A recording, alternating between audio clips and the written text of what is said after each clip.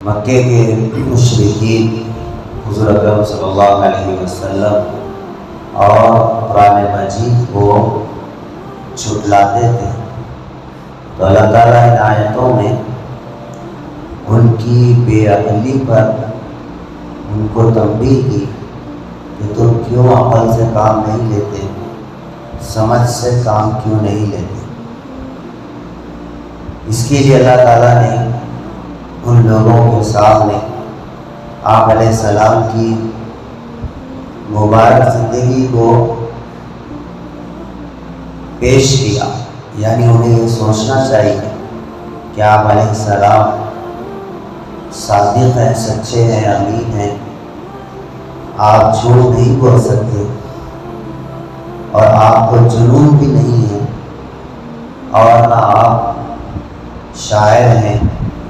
اور نہ آپ مخلوق کے کسی سے پڑھے لکھے، لہٰذا جو کچھ یہ کہہ رہے ہیں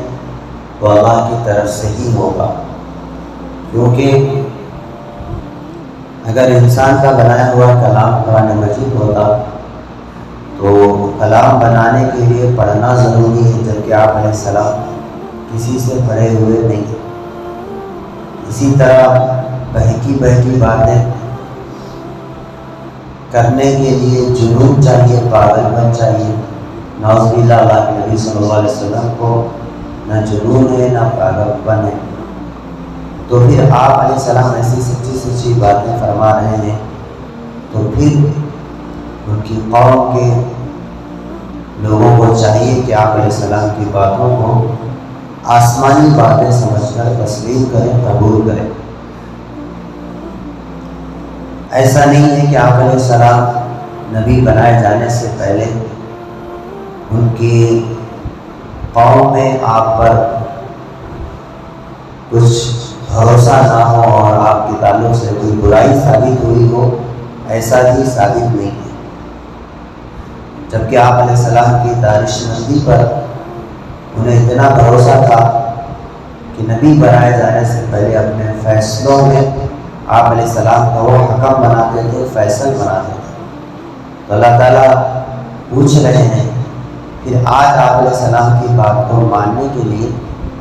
کیوں یہ تیار نہیں ہو رہے ہیں۔ ایک دلیل تو توحید کو، رسالت کو اپنانے کی خود حضور صلی اللہ علیہ وسلم کی ذات مبارکہ ہے، یہ خود ایک دلیل ہے کہ آپ علیہ السلام کے سچا ہونا، آپ کا فیصل ہونا، آپ کا مخلوق کی خدمت کرنے والے ہونا، یہ خود آپ کے سچے نبی ہونے کی دلیل ہے۔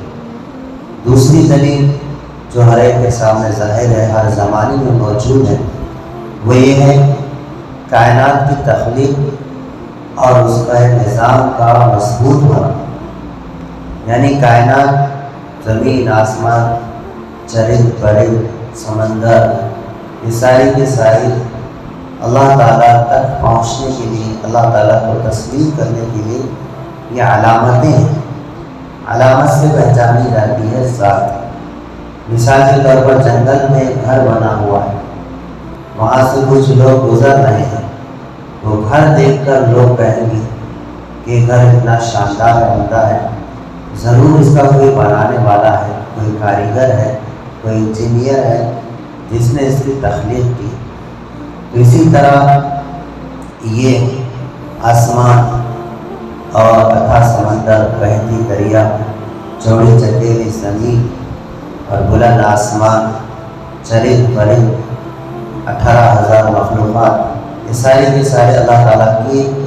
پہچاننے کے لیے، اللہ کو پہچاننے کے لیے علامات کے طور پر۔ اور موسموں کی تبدیلی، پوری دنیا کے نظام کا چلنا، اس کا استحکام، یعنی یہ کیسا مضبوط نظام ہے، اس پر انہیں غور کرنا چاہیے۔ یعنی کبھی ایسا نہیں ہوتا ہے کہ بارش کے موسم سے پہلے سردی کا موسم آ گیا ہو، یا گرمی کے موسم سے پہلے بارش کا موسم آیا ہو، یعنی موسم میں کوئی تبدیلی نہیں ہوتی، ہر موسم اپنے وقت پر آتا ہے۔ اور اسی طرح رات اور دن کی تبدیلی میں کبھی فرق نہیں ہوتا، کبھی ایسا نہیں ہوتا ہے کہ رات لمبی ہو گئی، بہت زیادہ لمبی ہو گئی، 5-6 مہینوں تک رات ہی رہی ہو، ایسا نہیں ہوا ہے۔ اور بارش کا نظام اور اسی طرح جو بھی ہوا کا نظام اور زمینوں سے غلوں کو اگنے کا یہ جو نظام ہے جو اللہ چلا رہے ہیں، اتنا استحکام کے ساتھ مضبوطی کے ساتھ چلا رہے ہیں، تو یہ بھی اللہ کو پہچاننے کی علامت ہے اور بہت بڑی نشانیاں ہیں ان لوگوں کے لیے جو توحید کو، رسالت کو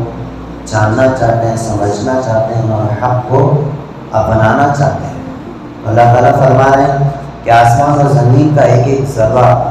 اللہ تعالیٰ کے وجود اور اس کی قدرت اور اس کی وحدانیت پر پکار کر گواہی دے رہا ہے۔ لہذا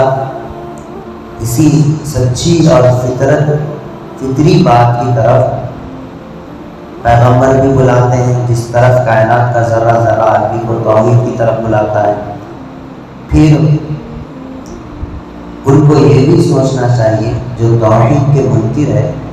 کہ اس دنیا کی زندگی چند روزہ ہے، معلوم نہیں کہ کب روانگی کا وقت آ جائے، اس لیے ایمان اور کفر کے معاملے میں زیادہ تاخیر نہیں کرنی چاہیے، بلکہ کوئی اچھا فیصلہ کر کے اپنی آخرت کو سنوارنے میں لگنا چاہیے۔ جو بے دین ہے انہیں دین اختیار کرنا چاہیے، اور جو گناہ گار ہیں انہیں گناہوں سے باز آ کر آخرت کو سنوارنے میں لگنا چاہیے۔ اگر اس طرح وہ لوگ سوچیں گے اور غور کریں گے تو امید ہے ان پر یہ حقیقت کھل جائے گی۔ یعنی 3 چیزوں کو جب سوچیں گے، حضور کی صداقت، سچائی، کائنات، مخلوقات اور کائنات کے چلنے والا نظام، یہ 3 چیزوں کو جب آدمی سوچتا ہے تو پھر توحید تک پہنچتا ہے، رسالت کو تسلیم کرتا ہے۔ تو امید ہے کہ ان پر یہ حقیقت کھل جائے گی اگر یہ 3 چیزوں کو وہ سوچیں گے۔ پھر قرآن مجید اس بات کی طرف رہبری کرتا ہے، لیکن وہ اب بھی قرآن پر ایمان نہیں لائے، ساری علامتیں پائی جانے کے باوجود، تو پھر وہ دنیا میں کس بات پر ایمان لائیں گے؟ یعنی ان کے لیے ہلاکت، محرومی اور ان کی قسمت خراب ہے۔ اس لیے قرآن مجید سے بڑھ کر سیدھی اور سچی بات اور فطرت کے لحاظ سے کوئی بات نہیں ہو سکتی، اور نہ انسانوں میں یہ چیز مل سکتی۔ تو پتہ چلا کہ یہ آسمان سے آئی ہوئی کتاب ہے،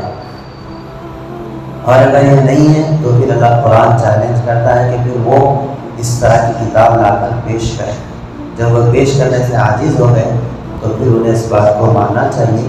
کہ یہ آسمانی کتاب ہے، اور ان میں جو آسمانی کتاب جو ہوتی ہے ان میں کے سارے پیغامات حق ہوتے ہیں، سچ ہوتے ہیں، لہٰذا اس کو ماننے میں پس و پیش نہیں ہونا چاہیے۔ اگر کوئی ہوتا ہے تو پھر